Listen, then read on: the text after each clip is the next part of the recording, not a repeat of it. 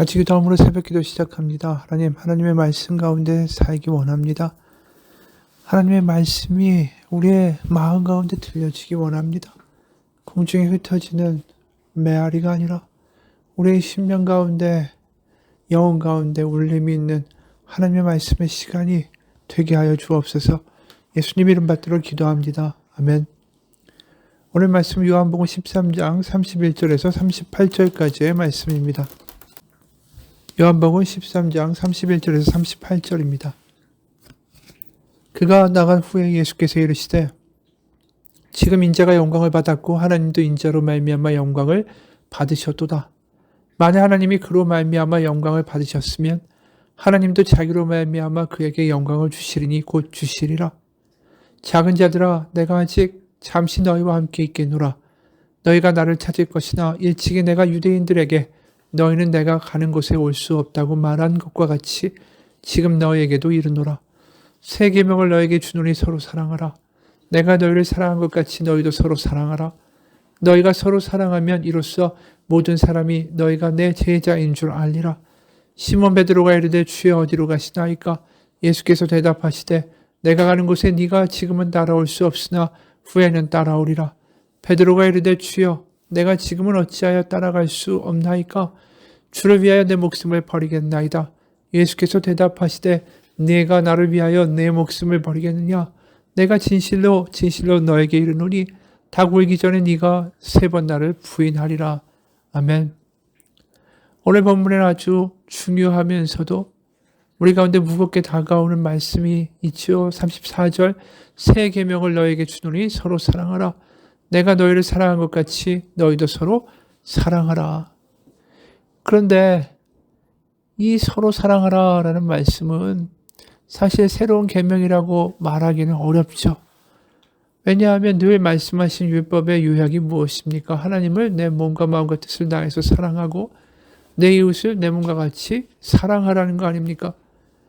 그러니까 서로 사랑하라. 이 말씀은 사실 새롭다라고 보기에는 어려운 거죠. 근데 왜 이것이 새로운 계명이 될까? 바로 우리가 읽은 34절의 후반부에 보면 그 이유가 있죠. 그냥 사랑하라가 아니라 내가 너희를 사랑한 것 같이 너희도 서로 사랑하라. 바로 새로의 계명이 될 수밖에 없는 이유는 내가 너희를 사랑한 것 같이라는 새로운 조건이 붙어 있다라는 겁니다. 이들은 예수님이 자신을 어떻게 사랑하셨는지, 제자들을 어떻게 사랑하셨는지 끝까지 사랑하셨다라는 것을 그들의 삶을 경험해서 알죠. 자신들이 예수님을 이제 부인할 거고 심지어 가룟 유다는 예수님을 팔 겁니다. 그런데도 그들에게 그 마지막 심란한 시간 가운데 발을 씻겨주시고 그들에게 떡을 떼어주신 그 주님의 사랑, 끝까지 그들을 사랑하고 구역질을 할 수 있는 그런 대상들의 발까지 닦아주신 그날 밤의 기억이 바로 사랑이라고. 그것을 마음에 새기고 나면 어떤 일이 벌어집니까? 서로 사랑하라는 것이 다르게 들려지죠. 그리고 사랑의 대상이 구역질하고 곧 있으면 배반할 거고 그 속도 시커멓게 다 보이는 그러한 대상을 사랑해야 한다는 것을 알게 되는 거죠. 왜냐하면 자신들이 예수님에게 그런 존재였으니 말입니다. 바로 예수님의 사랑, 세족식의 사랑을 경험하고 나서 그들은 압니다. 아, 사랑은 이렇게 하는 거구나. 그 이전에 그냥 사랑하라라는 말이 추상적으로 들렸다면 이제는 다르게 들려질 것이기 때문입니다. 그렇기 때문에 오늘 새 계명을 준다라고 말씀하실 때 이 새롭다라는 말이, 그래서 이 헬라어에는 새롭다라는 말이 2가지가 있습니다. 카이노스와 네오스라는 단어죠. 네오스는 전에 없던 게 새롭게 등장하는 것을 가리킬 때 쓰는 말입니다. 9시 뉴스 할 때 뉴스라는 영어가 이 네오스라는 말에서 나왔습니다. 근데 카이노스는 없던 게 갑자기 발생한 것이 아니라 늘 곁에 있었지만 그것이 새롭게 느껴지는 것, 그럴 때 새롭게 다가오는 것, 그럴 때 이 카이노스라는 단어를 씁니다. 고린도후서 5장 17절에 보면 누구든지 그리스도 안에 있으면 새로운 피조물이라. 그리스도 안에 있기만 하면 다르게 보고 다르게 반응하고 다르게 생각하고 다르게 판단되는 일이 벌어진다. 똑같은 나지만 새롭게 생각하고 반응하는 새로운 삶이 열리게 된다. 이럴 때 새로운 피조물이라고 할 때 새로운은 카이노스라는 단어죠. 바로 똑같이 있는 존재지만 예수님 안에 거하는 순간에 완전히 새롭게 변화된 피조물로 변화되기 때문입니다. 오늘도 새 계명을 주신다고 이야기할 때 여기 나와 있는 헬라어는 네오스가 아니라 카이노스죠. 이전부터 오래 율법에서 말씀하였던 것, 이웃을 사랑하라. 그 말씀이 예수님으로 말미암아 이제 달리 들려지고 있게 된다라는 것입니다. 그렇죠. 제자들은 이제 사랑한다, 서로 사랑한다, 형제를 사랑한다, 이웃을 사랑한다는 것이 무슨 말인지 이제 예수님을 통해서 새롭게 알게 되는 것입니다. 우리도 마찬가지죠. 우리도 새롭게 하나님의 말씀이 들려져야 되고 사랑한다는 것이 무엇인지 새롭게 다시 한번 우리 가운데 들려질 수 있어야 한다라는 거죠. 여기서 한번 묻고 싶습니다. 우리 하나님의 말씀이 이렇게 늘 새롭게 들려집니까? 그래서 예수님의 말씀, 하나님의 말씀을 들으면 내 생각과 판단과 반응이 변화됩니까? 그게 새롭게 듣는다라는 말이 아니겠어요? 영국의 한 신문에 이런 칼럼이 실렸답니다. 교회 목회자들은 설교를 대단히 중요시하고 설교를 준비하는 데 많은 시간과 노력을 투입을 한다. 그런데 나는 빠짐없이 30년 이상을 교회 다니면서 3,000번가량의 설교를 들었다. 그런데 나는 대단히 놀라운 사실 한 가지를 발견했다. 그것은 내가 그렇게 많은 설교를 들었음에도 불구하고 그중 단 한 개의 설교도 제대로 기억하지 못한다는 사실이었다. 이것으로 미루어 보아 목회자들이 설교 말고 다른 일에 시간과 정력을 투자하는 것이 더 유용하지 않을까 생각된다. 하나님이 하시는 말씀이 들려지지 않으니까 목회자들이 설교가 아니라 다른 걸 준비하는 게 더 효과적이지 않을까 이런 말까지 들린다라는 거예요. 여러분 우리가 습관, 나의 법, 나의 생각, 나의 판단으로 살아가고 있습니까? 애굽을 떠난 이스라엘 백성들이 광야에서 죽어간 이유가 뭡니까? 그들이 새로운 피조물로 하나님 안에서 새롭게 생각하고 반응하고 말하고 사랑하는 방법을 그들은 살아내거나 깨닫지 못했기 때문이에요. 불기둥과 구름기둥이 그들을 인도하고 더위를 피해주고 추위를 막아줬고 추우면 그렇게 따뜻하게 불기둥 곁에 있으면서 살아가고 배가 고프면 만나가 주어지고 이 광야 가운데 물이 터져 나오고 매일매일이 기적인 거죠. 근데 매일매일 그렇게 경험하다 보니까 그게 하나도 기적으로 느껴지지도 않고 감사나 감격으로 다가오지도 않습니다. 그래서 민수기 11장을 보면 이런 말씀이 나오죠. 민수기 11장 4절에서 10절까지의 말씀입니다. 그들 중에 섞여 사는 다른 인종들이 탐욕을 품음에 이스라엘 자손도 다시 울며 이르되 누가 우리에게 고기를 주어 먹게 하랴.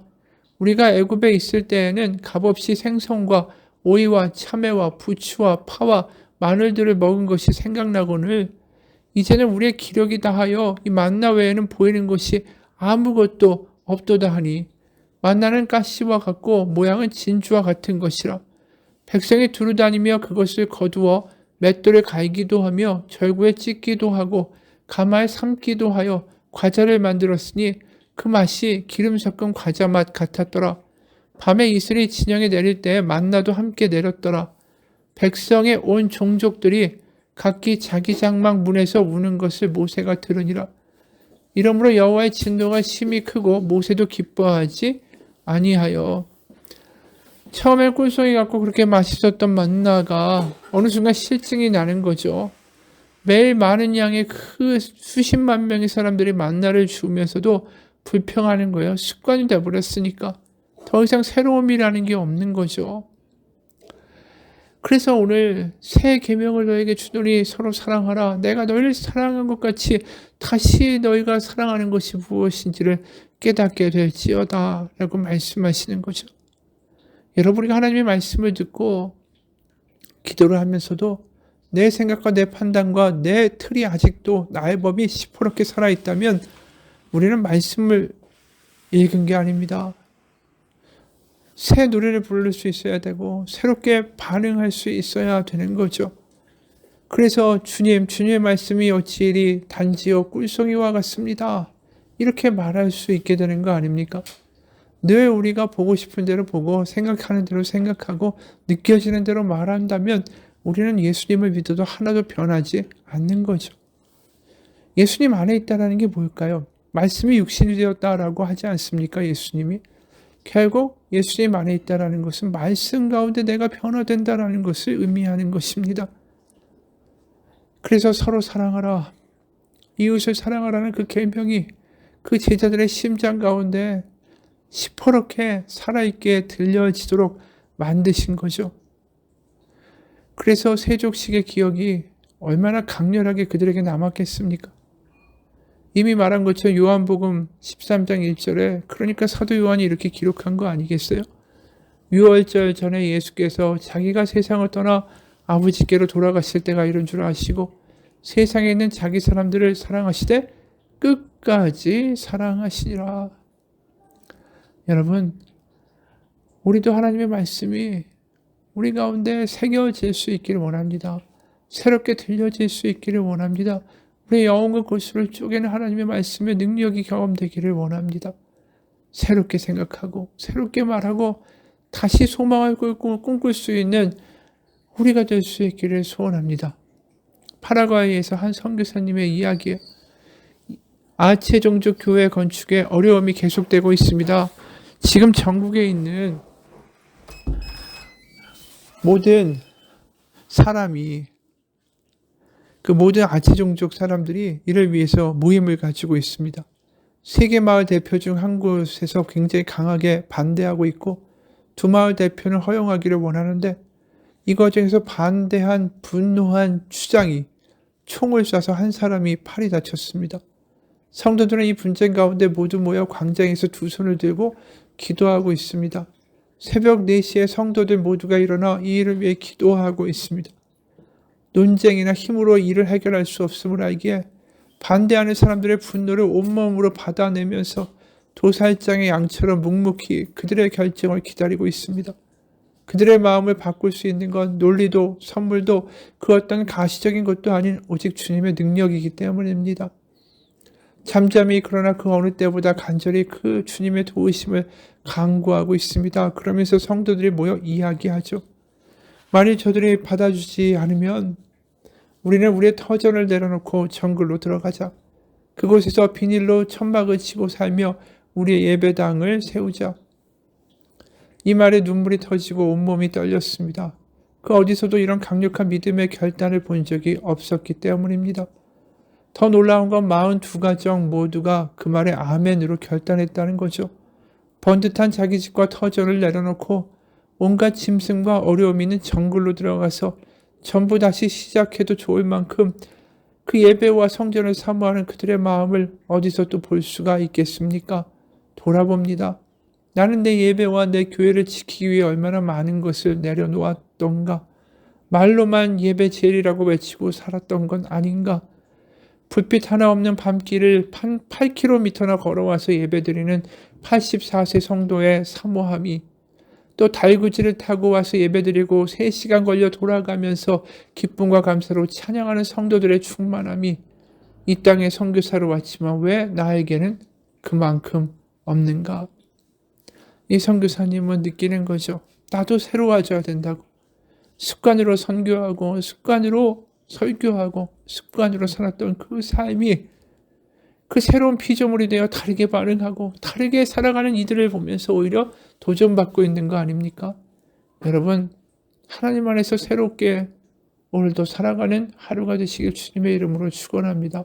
기도하겠습니다. 하나님, 우리 안에 하나님의 말씀이 살아있고 하나님의 은혜가 새롭게 들려지고 하나님의 말씀이 꿀송이와 같아서 내 생각과 내 판단과 내 주장을 박살내고, 그래서 오늘 보는 눈이 달라져서 하나님의 눈으로 주변을 바라보고 살아갈 수 있는 은혜가 넘치는 하루가 되게 하여 주옵소서.